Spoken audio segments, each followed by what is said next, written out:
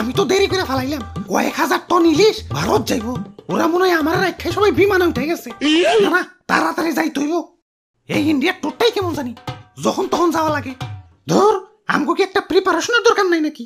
ভালো করে লাগেজটাও গোছাইতে পারি নাই। যাই তাড়াতাড়ি যাই, বিমান ধরতেইব।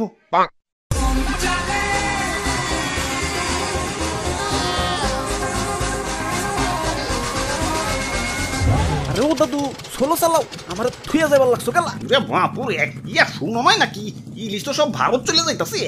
হাই হাই কও কি এখন ইলিশ যদি সব দাদা গো দেশে যাইগা, ইয়া তোমরা খাইবা কি? ইয়া লইটকা শুটকি।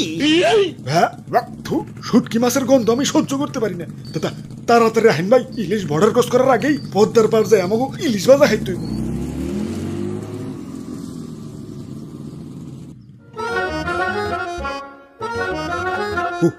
ওই তো একটা মাছের দোকান।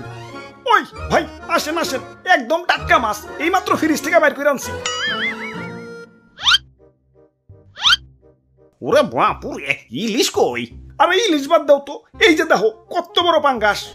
আরে ভাই পাঙ্গাস তো লাগবো না, ইলিশ লাগবো। ইলিশ ইলিশের যে দাম, তার চেয়ে ভালো সেম বাজেটে একটা বড় দেখে পাঙ্গাস মাছ দিয়ে দেই, নিজেরা তো খাইবাই, লগে আত্মীয় স্বজন কেউ দাওয়াত দেখা হইতে পারবা। ওরা বাপুরে, আমাকে সেম বাজেটে ইলিশ মাছই লাগবো। ইয়া শুনছি ইলিশ নাকি ভারত চলে যাইব। ইয়া পরে যদি দাম আরো বাইরা যায়, তাই তো ভারত যাওয়ার আগে আমরা ইলিশ ভাজা খেতে এসেছি। ইয়া দেও আমাকে ইলিশ মাছ দেও। আরে তাইলে তো তোমরা লেট করে ফেলাইছো।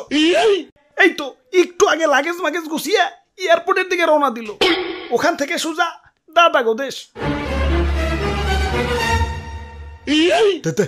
তে কাম হইছে, যে নেই বাঘের বয় ও নেই রাইত হয়।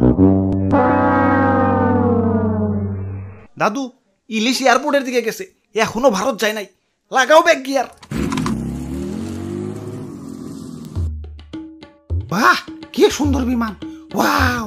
খারাও একটা সেলফি তুলে ফেসবুকে আপলোড দিয়ে লই। হাই হাই ফোনে দিয়ে এমবি নাই, খারাও বিকাশ থেকে লোড দিয়ে লই। হাই হাই বিকাশেও দি টাকা নাই, টাকা তো সব কার্ডে আছে, এখন কার্ডে থেকে বিকাশে কেমনে আনি? আরে ইলিশ ভাই এত টেনশন করার কি আছে, কার্ড থেকেও তো বিকাশে টাকা ঢোকান যায়। এই যে দেখেন, প্রথমে আপনি বিকাশে যান, তারপর অ্যাড মানিতে গিয়ে কার্ড টু বিকাশ অপশনে যান, তারপর ভিসা সিলেক্ট করেন, প্রয়োজন মতো অ্যামাউন্ট দেন, তারপর কার্ডের ডিটেলস দিয়ে নেক্সট ধাপে ওটিপি দেন, ব্যাস আপনার অ্যাড মানি হয়ে গেল। বাহ ক্যাশব্যাকও পাইছি, যাই এখন বিমানে চড়ি গে। ওরে বাপুরে, ইয়া খারাও। না সময় নাই, বিমান ছেড়ে দিব, আমার আবার দাদা দেশে, মানে ইলিশ লাভারের দেশে যাইতে হইব। কেলা ওই দেশে যাওয়া লাগবো কেলা? আমগরে কি ইলিশ লাভার মনে হয় না? ধুর তোমরা ইলিশ লাভার, সি আমার একটু দাম বেশি দেখে অন্য দোকানে যে পাঙ্গাস কিনা খাও, তোমরা আবার ইলিশ লাভার, সি। ইয়ে মানে তোমার দাম যদি অস্বাভাবিক ভাবে বাইরে যায়, তাহলে তো পাঙ্গাস কিনাই ভালো। একটু বেশি দাম দিয়ে যদি কিনা খাওয়ার সাহস না পাও, তাহলে তোমরা কিসের ইলিশ লাভার? দাদারা আমার জন্য হাহাকার লাগাই দিছে, আমার সংকটে তো ওদের দেশে আমার দাম 5,000 টাকা পর্যন্ত চলে গেছিল, তাও ওরা কিনা খাইছে। ভালোবাসলে ওদের মতো ভালোবাসবা, তা না খালি কাও দাম কমাও দাম কমাও। তখন দেশে থাকে কি আমার দাম কমাম রে? যা ভাগ, ডিস্টার্ব করিস না।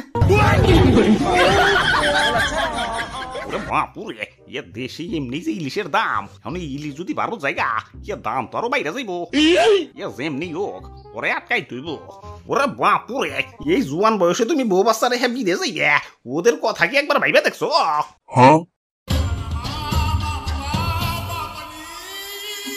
ইয়া নিজের দেশটা ভালোবাসতে হয়, ইয়া মানুষের নিজের দেশের জন্য জীবন উৎসর্গ করে দিতেছে, আর তুমি দেশ রেখে বিদেশ যাইতেছ।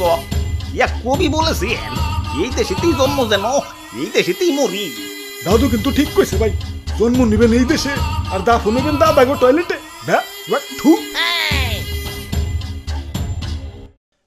ধর এত চিন্তা করার টাইম নাই, বিমান ছাইরে দিল, আমার বউ বাচ্চা দেখে রাখো। Bye bye Bangladesh.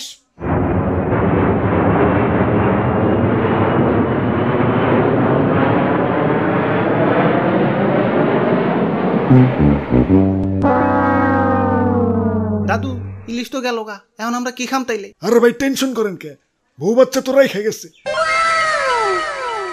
হ্যালো ভাই, ইলিশের বউ বাচ্চা মানে ওই যে ডিমালা ইলিশটা দেওছে, ইলিশের দাম কিন্তু বাইরে গেছে। তাইলে থাক, ওই যে পাঙ্গাসটা দাও।